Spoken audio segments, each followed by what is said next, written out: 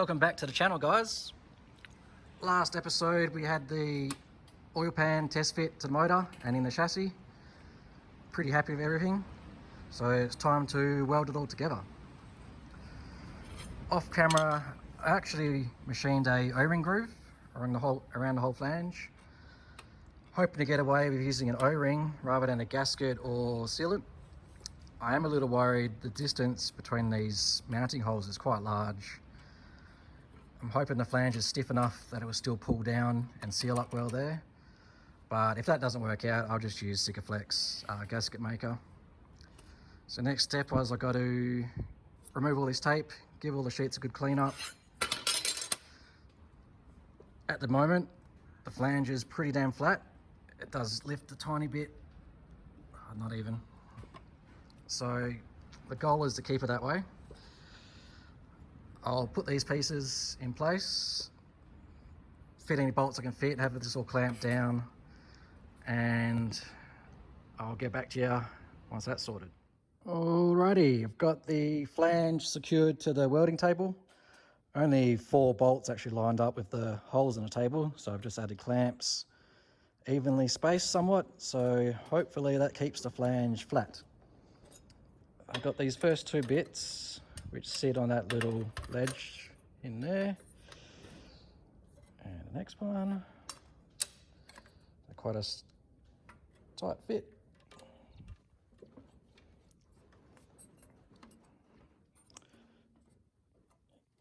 Yeah, so the plan is to run a weld along the inside edge here. In hindsight, I shouldn't have machined that groove down as far. Probably should have only gone down about 3 millimeters, because I'm a little bit close to the actual table, but obviously the table's steel, that's aluminium, so it won't stick to each other. Still would have liked a bit more wriggle room. So I'll tack it in a few places and run some beads, and we'll see how it goes.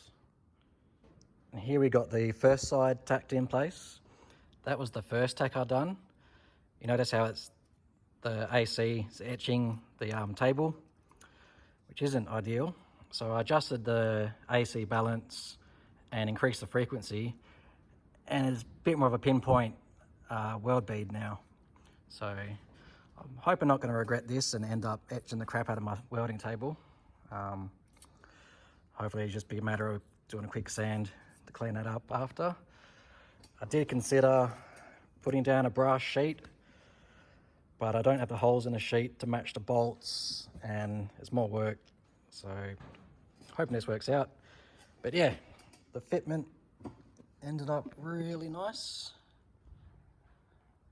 A couple of tacks and a little bit of clamping, and yeah, that's a real nice fit. So on to doing the same on this side. Got this side tacked up. The fitment ended up really nice.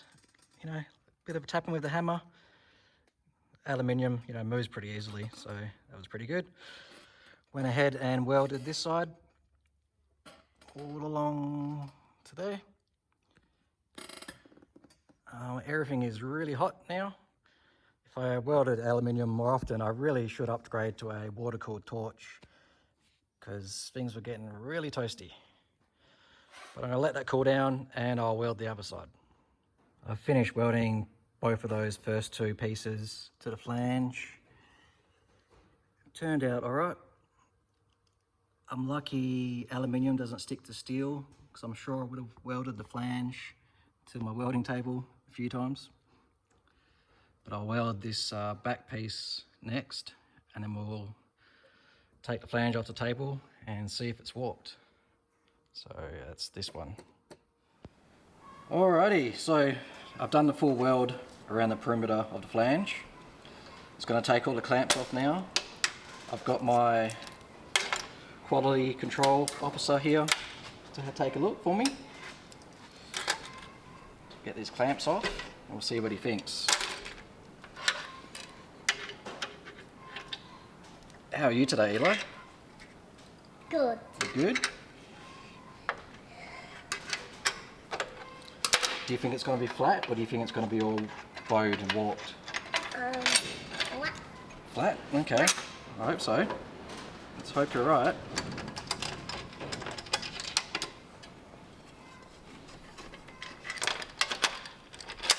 Nice little spin you did there. Okay, and she's pretty. There is a slight bow, if you can see it on the camera. Let's have a look. What do you reckon? Does it look okay? No. No? Oh, what's wrong? There's something different. I'm hoping this cleans off pretty easily from the welding table. It's not deep at all. It's just discoloured, I think, so just run over with the sander. It's good. It's good? Yes. Let's check it with the... So we're flat there. So it's flat individually, but you can see when I put it on the table, it does have a slight rock to it. But nothing I think that's going to cause a problem. You know, aluminium will shift and bend. I might keep it bolted down, clamped down while I weld the other pieces in. Hopefully that holds it straight as well. So mate, do we get a thumbs up? Yeah. Okay, I'll get set up to weld on the next piece. A little bit of time has passed since the last little clip there. I've just been busy on the property. I welded that back panel on across the bottom. As you can obviously see, I've got the sump bolted to the block. I was a bit hesitant to do it because I didn't want stuff falling down into the motor cavity as it's all been rebuilt. But working around the clamps, and it wasn't, you know, as secure as it would be being fully bolted down. So I bit the bullet, put down a paper towel first, so hopefully that will catch anything, which already, you know, has done, bits of dust and whatnot. TIG welding is not throwing off any sparks and that, so I'm not worried about lighting this on fire, as long as I don't get it too extremely hot. But yeah, I've obviously tacked these panels in place. I've actually done them weld along here. So I'll do as much welding now as I can from this sort of angle. Once all that's done, I think the sump flange will be pretty much locked in place. I might bolt it back on as I weld, you know, especially this section here, because that still might pull the flange. But these welds up here aren't really going to affect the flange at all, so it should be safe to do those unbolted. But before I put this top panel on, I'm going to fabricate the oil pickup. The pickup point is about right there, so I'll cut a bit of the towel away, and I'll fabricate a tube and the pickup in place there, and then I can weld that last panel on. Well, one here and there's another small one here. Okay, so the last 3 panels on. I won't show you much of the welding because I'm not really the best person to learn aluminium welding from, and I want to get it done. I've got limited time, so I'll just go ahead, get the list welded, and I'll bring it back when we fabricate the pickup. So as it turns out, paper towel wasn't the best idea. I was doing this weld along here. Obviously the arc went a little bit off path and lit the paper towel up.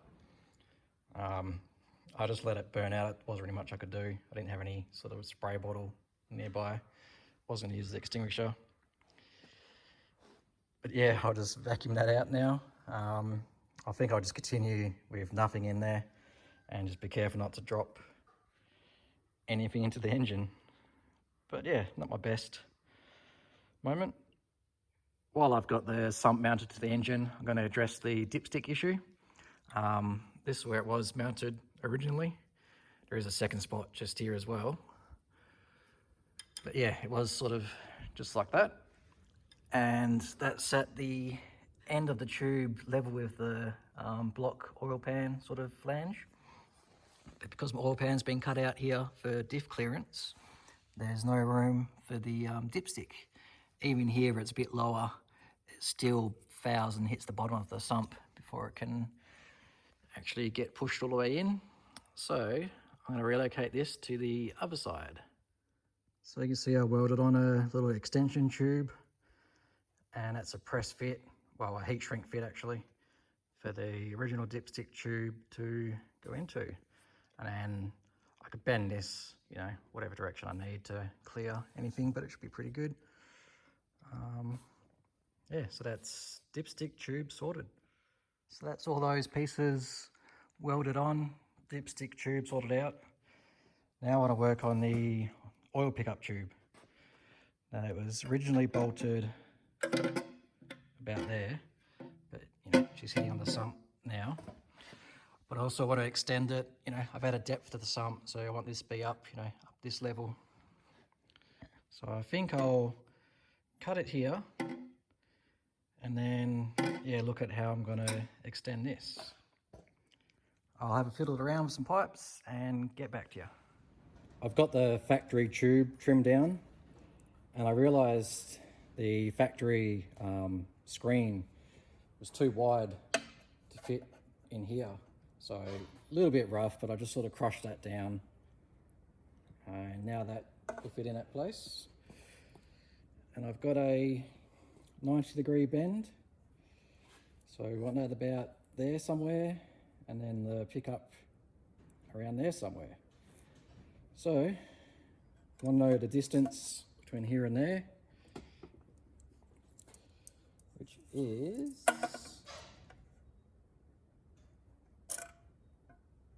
we'll call it 132.5 millimeters. And then the distance from the to the side of this is we'll say 9.5. So 132.5 minus 9.5 is 123. But then we've got the distance of the bend, which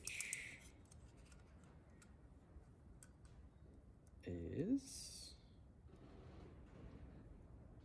we'll say 68. So 123 minus 68 is 55. That will put us hard up against the wall here. And we don't want that. So I've got about 20 millimeters, just eyeballing it. Yeah, about 20 millimeters space. So I'll take that 55 and take another 10 millimeters off of it, and that should put us pretty much in the center. So I'll get that next piece cut and we'll see what we end up with. This piece was cut. I've just got standard masking tape, temporarily holding it together. But I want this to be about 3 to 4 millimeters from the floor of the oil pan. So I need to cut another piece to go in between there to work out how long that is. We will measure.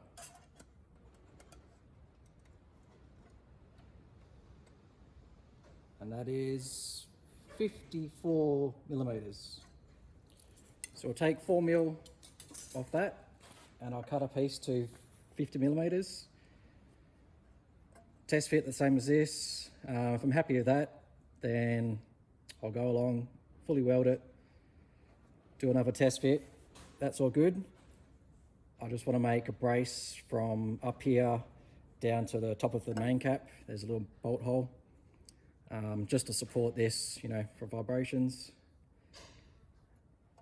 And yeah, be back soon. Test fit time. So happy with that. I've got good clearance to the floor and to the walls.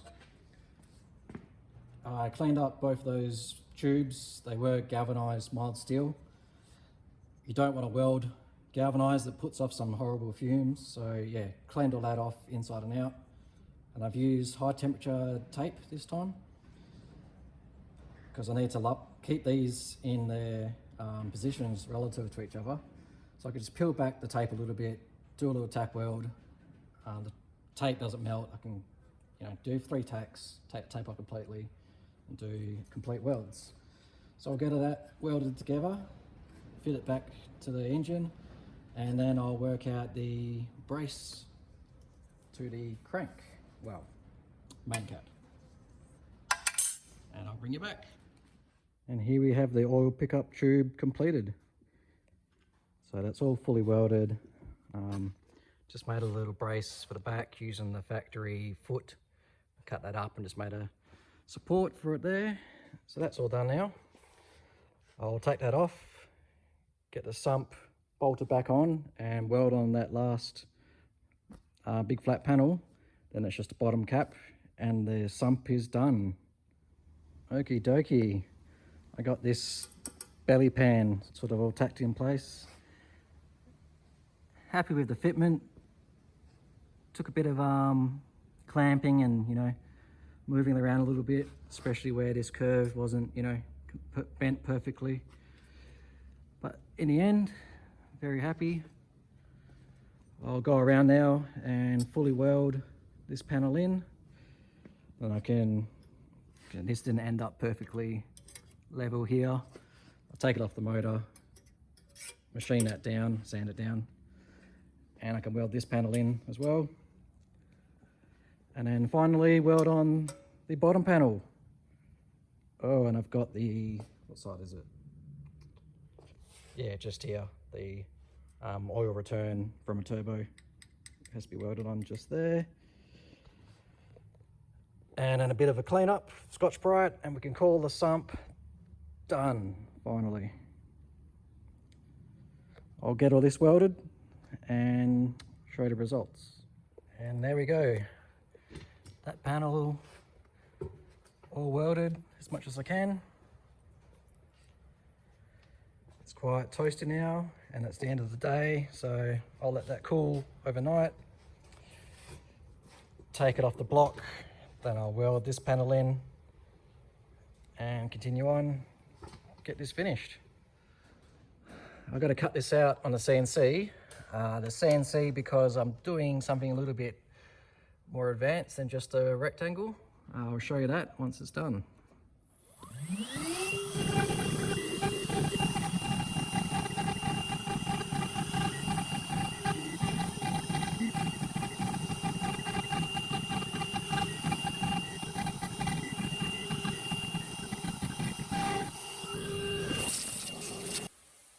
So this is the base plate for the sump. Just using a AN fitting as a drain. And the inside, I actually machined it so it's all running down to the drain port. So we should drain, 99% of the oil. Now I'm just gonna put a weld around here for this fitting. And then I'll insert this in there and run a weld around the outside of that. And there we have it. The oil pan is 90% complete. I say 90% because I still need to make the O-ring for the flange. And the engine's going to go in and out of the car a few times. I didn't go overboard with sanding it with Scotch Brite because I'm sure I'll scratch it. So before it goes in for the final time, I'll give it a go over and touch up. And I was considering adding baffles, but because this bit's so deep and sort of skinny, I think it sort of works as a surge tank. Not sure what you call it, but yeah, I don't really think there's going to be any oil surge issues as it is. But let me know if you think differently. You think I need to add some baffles somewhere, or any other features for that matter. But as you can see, the flange pulls down nice and tight against the block. When it's released, there's probably like not even quite 1 millimeter at either end sitting up, but it doesn't take any pressure with the bolts, just nip them up and that pulls it down. So no worries about the block and the sump flange sealing. Yeah, welded in the drain fitting and the oil return fitting, which is actually welded on the inside. But yeah, that's about it. This part of the project is done. Took quite a while. Bigger job than I thought, but I'm happy we got there. I do want to look at making a windage tray and maybe even a crank scraper, but that will bolt to the main caps. And I think I'm done with this area of the project for now. Get on to other exciting things, which we'll see in the coming video. But that's it for now. See you later. See you, Odin. Speak. Odin, speak. Speak. That wasn't quite it.